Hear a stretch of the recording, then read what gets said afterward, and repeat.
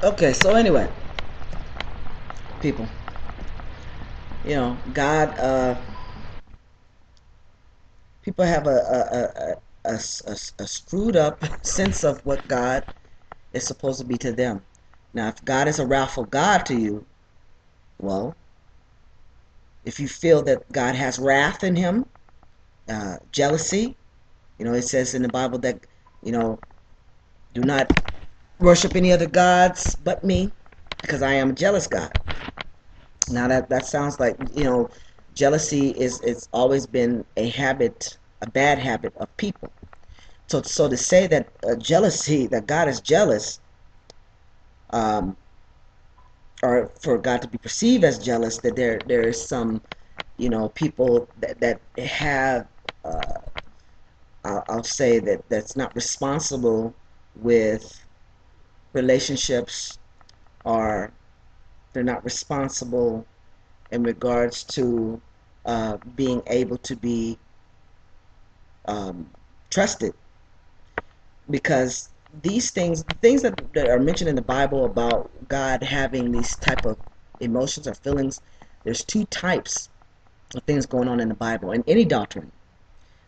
Okay, in science, it's true that energy attracts alike to itself. Now, when there's energy that is alike and you're reading something, you're going to be geared to and attracted to follow that energy that's in the Bible, because there's, the subconscious, your subconscious, needs, your subconscious is asking to be governed by something spiritual, some spiritual entity to govern your spiritual self. Now, if you're a person that is not responsible and you're not, kind of like how governments act, they have a bad side and a good side. Most of the times people are on the side that, the debtor society, when you see the bad part of the government, because they feel that you're irresponsible. Same thing with the Bible. The Bible has a protection. Jesus said that to enter into the kingdom of heaven, your heart has to be pure. And how does one determine that? How does God determine that? Well, it's through your actions, through your emotions, and through your unconscious thought. So whatever you read, you were geared towards something of the not so good negative. It's going to appear to you a wrathful God all the time, because you, Aaron, the one in question, is subconsciously guilty of something. You may not know it consciously, but subconsciously there's something that you have done that you feel that you need forgiveness from God for, or something that you feel that God has not, that, oh my God, it's in fear. You're worshiping in fear instead of love. And then people mistake saying that you should be afraid of God. When it talks about fear in the Bible, it is not talking about fear like I'm trembling, I'm afraid of you, Lord, I'm afraid that you're going to kill me, or I'm afraid that you're going to send me to hell. It is not that type of fear that they're talking about. They're talking about a fear of awe. Like, oh my gosh, how awesome are you? It's that type of fear. And we fail to realize that, you know, we can't use these doctrines as weapons, swords. They weren't meant for that. And if you're using that, then you are, of course, attracting the violent, wrathful, up under the wrathful God, um, that governs those type of people, how they think, and they believe that, oh, God is going to punish you because you're messing with me, or God is going to punish you and take you to hell because of the fact that you're doing these things, um, with your perception against God. God has no ill feelings. God is independent of all these things that bother us. Remember that. And God is in everyone. The still small voice, the love that we have for each other, um, um, you know, is perpetuated through God loving us. You know, when there's a message of hate, oh, I'm going to do this to send a message to such and so, that is not of God. He always said, you know, love can only conquer hate.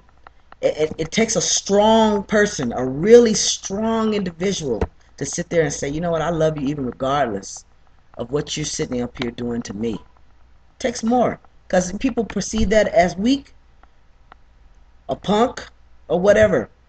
Then you perceive your messengers as punks then, because they have all been, you know, they've come in a position of peace. They've come from a place of peace and tried to show us how to live in peace. But if you know, if one is carrying the sword and you decide, okay, well, you know what, I'm gonna pick up a sword too, well, guess what? You kill each other, no one has a chance. You cannot fighting with fighting. It never works. We see this in history. Gosh, people learn. You cannot fight fire with fire. You can't. I know it's a saying called fight fire with fire, but you're just going to spread the fire all over the place. And guess what? Hell comes to earth. We are doors. We are spiritual doors. We let spiritual energy come through. If you cannot clean your receptacle out, change your receptacle. We are receptacles, you know, and filter out the bull crap, the things we know that are not of God. Because if they were, then it would harm none. And the people that it offends, if you say something that is offensive to someone, it kind of hit home to the conscious, as long as it's the truth. If it's the truth and it is something, and what I mean by the truth is that it's truth and it shows up and it's real to the person. That is truth. Because experience is always true to the person. If you experience it, who can say you didn't? You're the one experiencing it, so it's true. You cannot call another person a liar unless you experience something otherwise different. But everybody has different types of experience. You understand? And the thing is to respect each other. You don't have any respect, and you sitting up there speaking and talking against other people. You have no respect for them, or even trying to understand it, and have religion play the role to help you connect and unify with the people that you would less likely do if you didn't have the doctrine. Doctrines, religion, whatever you want to call spirituality, is supposed to help you. Religion is supposed to be there to help you as a tool to help you understand and love your brothers and sisters of all nations, all backgrounds, all colors, creeds, where you wouldn't be able to without it. But if you're allowing the hate, it hasn't served its purpose. You think you're doing the will for God or the will for the Lord, and you're not. You're helping bring more chaos and destruction, and bringing hell to earth, thinking that God told you to do so.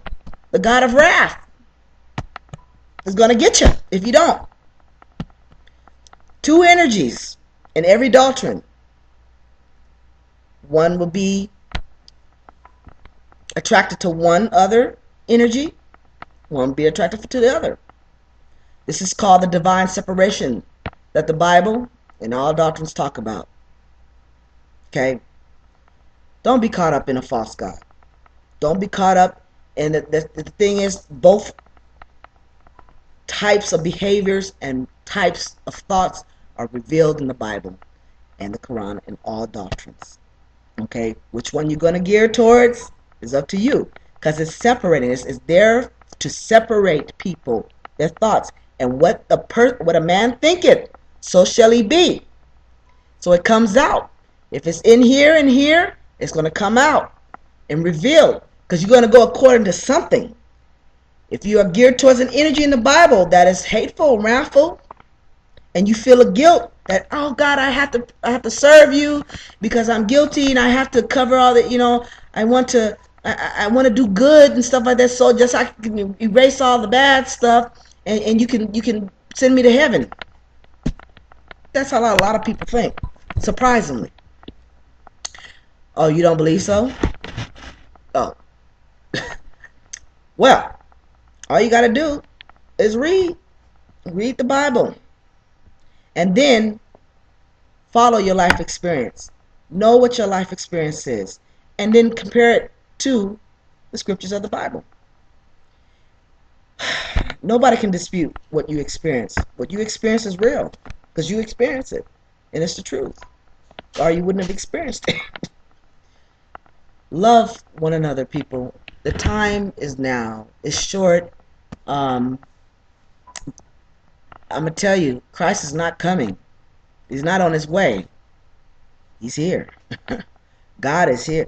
Christ is here. The Christ conscience is here. But it's spreading like a thief in the night. Don't miss it, people. Through all the violence and the corruption and all the but believe me, the kingdom of God is here. Jesus said, Our Father, which art in heaven, hallowed be thy name. Thy kingdom come. Thy will be done on earth as it is in heaven. So the kingdom of God is here. And it's showing itself. But it's not showing itself through force. It's not saying you have to do and believe like this. It is saying to come with an open heart like a child. These people that are coming out here going, hey, God don't want you. First of all, doctrines are not for you to judge others with. I'm going to say it again. Doctrines, the Bible, the Quran, and anything else is not for you to judge anybody else. It says do not judge, or lest ye be judged. It is for you to judge yourself according to doctrine, not anybody else. It is for you to know, to get your conscience straight and right with God spiritually. Judging yourself is God judging you. Because Jesus said, ye are all gods. Oh, yes, he did. He said this. It's in John. Check it out. Read it.